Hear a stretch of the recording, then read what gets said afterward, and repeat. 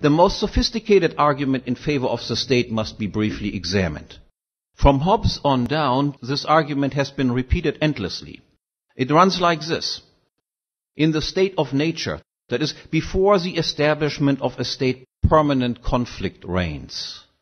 Everyone claims a right to everything, and this will result in interminable war.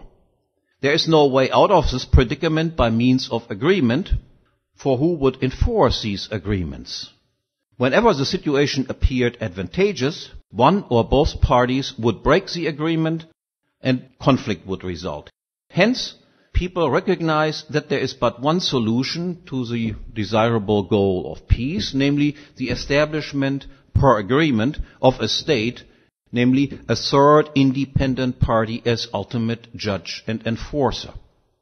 Yet, if this thesis is correct, and agreements require an outside enforcer to make them binding, then a state by agreement can never come into existence. For in order to enforce the agreement which leads to the establishment of a state, to make this agreement binding, so to speak, another outside enforcer, a prior state, would already have to exist. And in order for this state to have come into existence, yet another, still earlier state must be postulated, and so an infinite regress results.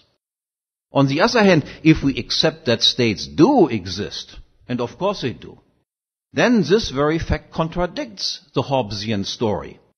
The state itself has come into existence without any outside enforcer. At the time of the alleged agreement, no prior state existed.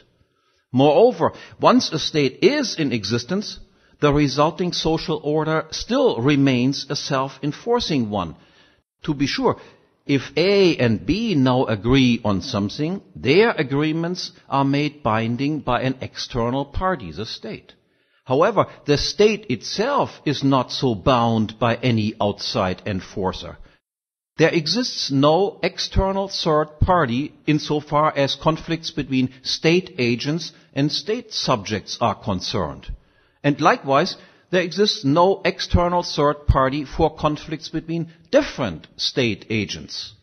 Insofar as agreements entered into by the state are concerned, that is, such agreements can only be self-binding on the state. That is, the state is bound by nothing except its own self-accepted and enforced rules, the constraints that it imposes on itself. Yet this is precisely what the Hobbesian story wants to rule out as impossible, namely a social system capable of producing peace and security based on the self-enforcement of rules.